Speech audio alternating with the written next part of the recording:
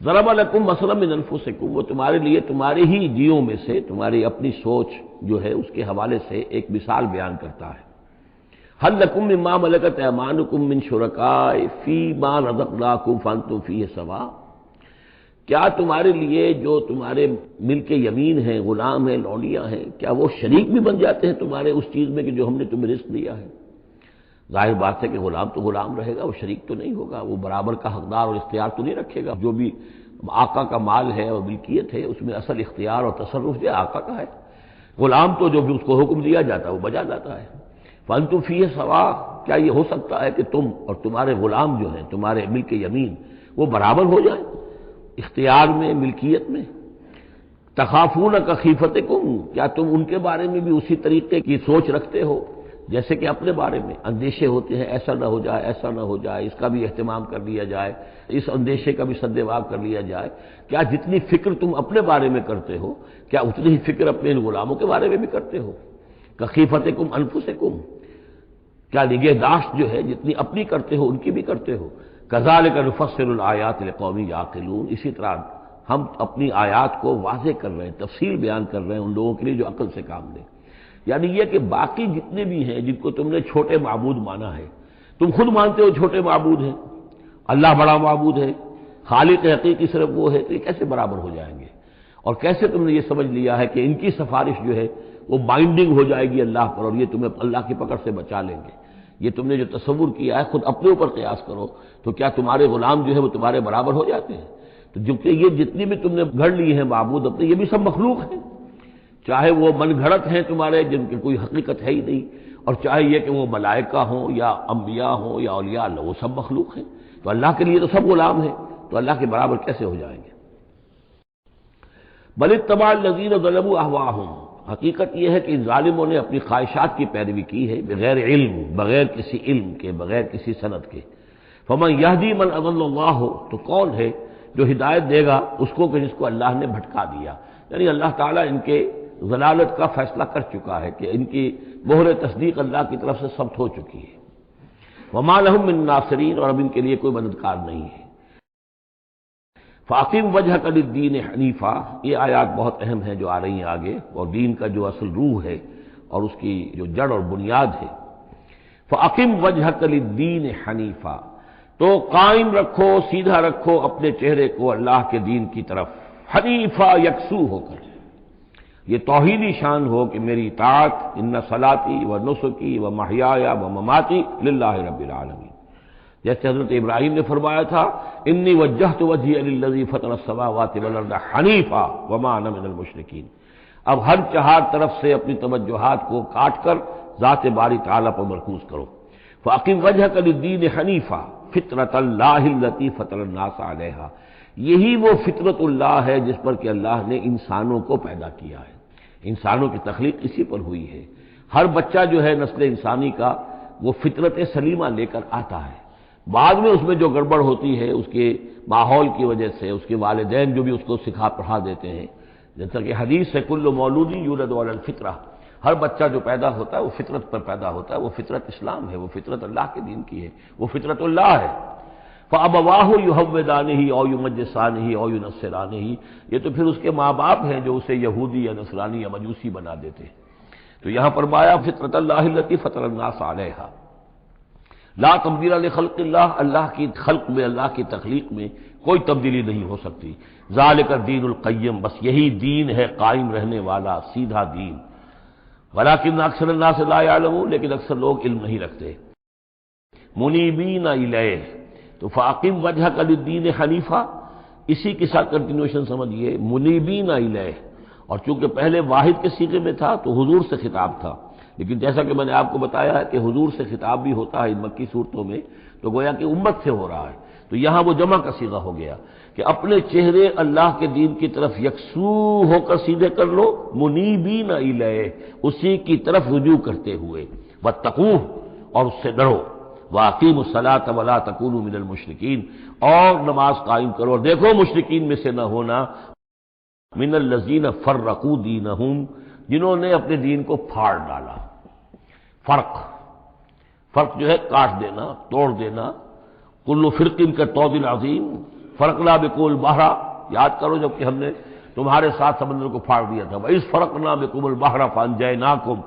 وَأَغْرَقْنَا آلَ فِرْعَوْنَ وَأَنْتُمْ تَنظُرُونَ۔ فرق کیا ہے؟ پھاڑ دینا، دین کو پھاڑ دینا، توڑ دینے کے معنی کیا ہے؟ اطاعت ایک حصے میں اللہ کی، ایک حصے میں کسی اور کی، وہ زندگی پھٹ گئی، اب یہ زندگی منتشر ہو گئی، اطاعت آپ کی منتشر ہو گئی، اطاعت صرف اللہ کی ہو، فَادْعُوهُ مُخْلِصِينَ لَهُ الدِّينَ، پکارو اس کو لیکن اسی کے لیے اپنے دین کو خالص کرتے ہوئے، ساری اطاعت اسی کی، یا اس کی اطاعت کے تابع کسی کی اطاعت ہو سکتی ہے، مثلا والد کی اطاعت ہے، والدین کی اطاعت ہے، اساتذہ کی اطاعت ہے، حکمرانوں کی اطاعت ہے، اگر وہ اللہ کی اطاعت کے خلاف نہ ہو، اللہ کی اطاعت کے اندر اندر ہے کوئی حرج نہیں، جس کی چاہو بات مانو، والدین کی مانو، اساتذہ کی مانو، اپنے پیروں کی مانو، جس کی چاہو مانو، حکام کی مانو، بشرطے کہ اس سے اللہ تعالیٰ کا کوئی حکم نہ ٹوٹتا ہو۔ لا طاعت لمخلوق فی معصیت الخالق، مخلوق میں سے کسی کی اطاعت نہیں کی جائے گی جس سے خالق کی نافرمانی لازم آتی ہو، بس یہ قانون ہے۔ من الذین فرقوا دینہم، کہ جنہوں نے اپنے دین کے ٹکڑے ٹکڑے کر دیے، وکانوا شیعا، اور وہ خود ان کو ایک ایک ٹکڑا لے کر علیحدہ ہو گئے، کل حزب بما لدیہم فرحون، اور ان میں سے ہر جماعت جو ہے جو کچھ ان کے پاس ہے اسی پر وہ اترا رہی ہے، اسی کے اوپر مگن ہے، کسی نے کچھ لے لیا ہے دین کا حصہ، کسی نے کوئی دین کا حصہ لے لیا ہے۔ وَإِذَا مَسَّ النَّاسَ ضُرٌّ دَعَوْا رَبَّهُمْ مُنِيبِينَ إِلَيْهِ، اور جب انسانوں کو کوئی تکلیف پہنچتی ہے، سختی پہنچتی ہے، تو وہ پکارتے ہیں اللہ کو، اپنے رب کو، اسی کی جانب رجوع کرتے ہوئے۔ ثُمَّ إِذَا أَذَاقَهُم مِّنْهُ رَحْمَةً، پھر جب اللہ تعالیٰ انہیں اپنی رحمت کا مزہ چکھاتا ہے، إِذَا فَرِيقٌ مِّنْهُم بِرَبِّهِمْ يُشْرِكُونَ، تو ان کی ایک جماعت اور ان کا ایک گروہ جو ہے اپنے رب کے ساتھ شرک کرنے لگتا ہے۔ لِيَكْفُرُوا بِمَا آتَيْنَاكُمْ، تاکہ کفر کریں ان چیزوں کے ساتھ جو ہم نے انہیں دی ہیں، یعنی ہماری دی ہوئی شے ہے، رزق ہماری ہے، لیکن اس کو وہ کفر کے لیے استعمال کر رہے ہیں۔ فتمتعوا، اچھا ٹھیک ہے، جو بھی تمہیں فائدہ اٹھانا اٹھا لو، چند دن کی زندگی ہے، بالآخر تو تمہیں ہمارے پاس آنا ہے، یہ تمہارا طرز عمل جو ہے وہ اسی مہلت کے اندر اندر جو تم چاہو کرو۔ فسوف تعلمون، پھر یہ کہ عنقریب تمہیں معلوم ہو جائے گا کہ اصل حقیقت کیا ہے۔ کلا سوف تعلمون ثم کلا سوف تعلمون، ایک وقت آئے گا جب کہ اصل حقائق جو ہے وہ منکشف ہو جائیں گے۔ ام انزلنا علیہم سلطانا فہو یتکلم بما کانوا بہ یشرکون، کیا ہم نے ان کے اوپر کوئی ایسی سند اتاری ہے جو ان سے یہ کہہ رہی ہو اور ان چیزوں کی تصدیق کر رہی ہو کہ جن کے یہ شرک کر جس کو شریک کر رہے ہیں، یعنی کوئی آسمانی کتاب آئی ہو جس نے انہیں یہ بتایا ہو۔ اب یہاں دیکھیں لفظ یتکلم آیا، جو بات کرتی ہو ان سے، یہی لفظ ہے جو کہ علامہ اقبال نے قرآن کے لیے استعمال کیا ہے، مثل حق پنہا و ہم پیداستو، زندہ و پائندہ و گویاستو، یہ قرآن جو ہے خود کلام کرتا ہے، آپ اس سے گفتگو تو کیجئے، یہ آپ سے کلام کرے گا، آپ سے بات کرے گا۔ تو پوچھا گیا یہ کہ ام انزلنا علیہم سلطان فہو یتکلم بما کانوا بہ یشرکون، تو کیا ہم نے ان کے اوپر کچھ سند اتاری ہے جو ان سے گفتگو کرتی ہو، جس نے انہیں یہ بتایا ہو کہ یہ شرک کرو، یہ بھی اللہ کے ساتھ شریک ہے، اور یہ بھی اللہ کے ساتھ شریک ہے، اور یہ بھی اللہ کے ساتھ شریک ہے۔ وَإِذَا أَذَقْنَا النَّاسَ رَحْمَةً فَرِحُوا بِهَا، اور جب ہم لوگوں کو اپنی رحمت کا مزہ چکھاتے ہیں تو پھر وہ بڑے اتراتے ہیں، فخر کرتے ہیں، پھولے نہیں سماتے۔ وَإِن تُصِبْهُمْ سَيِّئَةٌ، اور اگر کہیں کوئی تکلیف آ جاتی ہے، مصیبت آ جاتی ہے، بما قدمت ایدیہم، اور وہ آتی بھی ہے ان کے اپنے ہاتھوں کے کرتوتوں کے باعث، جو ان کے ہاتھوں نے آگے بھیجا ہوتا ہے، اذا ہم یقنطون، تو وہ بالکل مایوس ہو جاتے ہیں اور آس توڑ کر بیٹھ جاتے ہیں، ان کی کمر ٹوٹ جاتی ہے۔ اولم یروا ان اللہ یبسط الرزق لمن یشاء ویقدر، کیا وہ دیکھتے نہیں ہیں کہ اللہ تعالیٰ ہی ہے کہ جو رزق کو کھول دیتا ہے، پھیلا دیتا ہے، کشادہ کر دیتا ہے جس کے لیے چاہتا ہے، ویقدر، اور ماپ تول کر دینے لگتا ہے، راشننگ کر دیتا ہے، یعنی تھوڑا تھوڑا دیتا ہے جس کو چاہتا ہے۔ ان فی ذلک لآیات لقوم یؤمنون، یقیناً اس میں نشانیاں ہیں ان لوگوں کے لیے جو مانتے ہیں، جو ماننے والے ہیں، جو یقین کرنا چاہیں۔ فآت ذی القربى حقہ، تو اپنے قرابت دار کو اس کا حق ادا کرو، والمسکین، اور مسکین کو بھی، وابن السبیل، اور مسافر کو بھی۔ ذالک خیر للذین یریدون وجہ اللہ، یہی بہتر روش ہے ان لوگوں کے حق میں جو اللہ کی رضا چاہتے ہیں، اللہ کا چہرے کے طالب ہیں۔ وَأُولَٰئِکَ هُمُ الْمُفْلِحُونَ، اور یقین یہی لوگ ہیں کہ جو فلاح پانے والے ہیں۔ وَمَا آتَيْتُم مِّن رِّبًا لِّيَرْبُوَ فِي أَمْوَالِ النَّاسِ، یہ آیت میں نے کوٹ کی تھی جب ہم سورہ بقرہ کی آیات پڑھ رہے تھے۔ اور جو کچھ تم دیتے ہو سود پر، یعنی یہ کہ ایک شخص ہے، اس کے پاس جو کچھ بچ گیا ہے، بچت ہے اس کی، اب اس کی دو شکلیں ہیں، یا تو اس بچت کو وہ اللہ نے جن لوگوں کو کم دیا ہے، جو محتاج ہیں، ان کو دے دے، اللہ کے ہاں اجر و ثواب لے لے، اللہ کے دین کے لیے لگا دے، اس کا بھی اجر و ثواب اللہ دے گا۔ یا بس آخری درجے میں یہ ہے کہ کسی کو قرض حسنہ دے دے تاکہ وہ اپنی ضرورت پوری کر لے اور پھر وہ رقم تمہیں واپس کر دے۔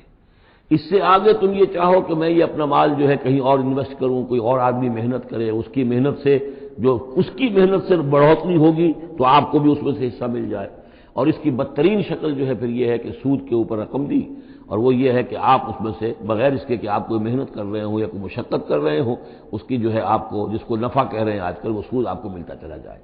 تو یہاں ان کو مقابلے میں لائے ہیں، یعنی بچت جو ہے آپ کی، سیونگز جو ہیں آپ کی، یہ گویا کہ سرپلس ویلیو ہے اسلام کے نقطہ نگاہ سے، یہ عفو ہے، اس کو خرچ کر دینا چاہیے۔ ایمان کا تقاضا یہ ہے، یسألونک ماذا ينفقون قل العفو، وہ اللہ کے لیے، اللہ کے دین کے لیے، محتاجوں کے لیے، غرباء کے لیے صرف کر دیے جائے۔ لیکن یہ ہے کہ اتنی ہمت نہیں ہے کہ صدقہ دے دیا جائے، تو پھر یہ کہ قرض حسن دیا جائے، یا یہ کہ کسی اور شکل کے اندر جو ہے وہ کسی آدمی کی مدد کر دی جائے، تو یہ ساری چیزیں ہیں۔ لیکن آخری شکل جو ہے اسلام میں، یہ بھی جو بعد میں پھر شریعت کے احکام مدون ہوئے ہیں، تو ایک صورت دی گئی ہے کہ آپ مزاربت پر دے دیں۔ مزاربت یہ ہے کہ آپ کا وہ جو رقم ہے وہ کوئی اور شخص کام کرے گا،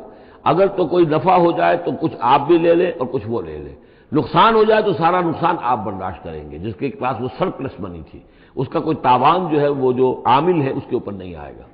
یہ تو تفاصیل بات کی ہیں، لیکن اصل میں جو قرآن مجید سامنے لاتا ہے وہ ہے صدقات اور انفاق فی سبیل اللہ ورسس سود، ربا، کہ کوئی شخص اپنی بچت کا مصرف کیا بناتا ہے، وہ بچت دیتا ہے اللہ کی رضا حاصل کرنے کے لیے، آخرت کا اجر و ثواب حاصل کرنے کے لیے، یا بچت کو انویسٹ کر کے اور دنیا ہی میں کمانا چاہتا ہے۔ یہ دو ذہنیتیں ہیں جو ایک دوسرے سے بالکل مختلف ہیں اور متضاد ہیں۔ فما آتیتم من ربا، تو جو کچھ تم دیتے ہو سود پر تاکہ وہ بڑھے، لیربو فی اموال الناس، تاکہ وہ بڑھے لوگوں کے مال میں، فلا یربو عند اللہ، اللہ کے ہاں اس میں کوئی بڑھوتری نہیں ہوتی۔ وما آتیتم من زکات، اور جو تم زکات دیتے ہو، یعنی اس طریقے سے صدقہ ہے، خیرات ہے، تریدون وجہ اللہ ہے، اور اس سے تم چاہتے ہو اللہ کی رضا، اللہ کا چہرہ، مراد وہی اللہ کی رضا، فاولئک هم المضعفون، یہ لوگ ہیں جو اپنی بچت ہے اس کو دگنا کر رہے ہیں، یعنی یہاں اللہ کے لیے دیا ہے تو وہاں 10 گنا ملے، 700 گنا ملے، اس سے بھی زیادہ ملے، لیکن یہ ہیں لوگ کہ جو در حقیقت اللہ تعالیٰ کی رضا بھی انہیں حاصل ہوگی۔ اللہ الذی خلقکم ثم رزقکم ثم یمیتکم ثم یحییکم، اللہ ہی ہے جس نے تمہیں پیدا کیا، پھر تمہیں رزق دیا، پھر وہ تمہیں مارے گا، پھر وہ تمہیں زندہ کرے گا۔ هل من شرکائکم من یفعل من ذلکم من شیء، کیا تمہارے شریکوں میں سے بھی کوئی ہے جس کے بارے میں تمہارا گمان تک ہو کہ وہ یہ کام کرتے ہیں؟ کیا لات عزا منات یہ کرتے ہیں یہ کام؟ کوئی بھی ان کے عقیدے میں ایسی بات موجود نہیں تھی۔ وہ تو ہؤلاء شفعاؤنا عند اللہ کہتے تھے کہ ہمارے شفیع ہیں، بس ہمارے سفارشی ہیں۔ سبحانہ، اللہ پاک ہے، وتعالی، اور بہت بلند و بالا ہے، عما یشرکون، اس شرک سے جو یہ کر رہے ہیں۔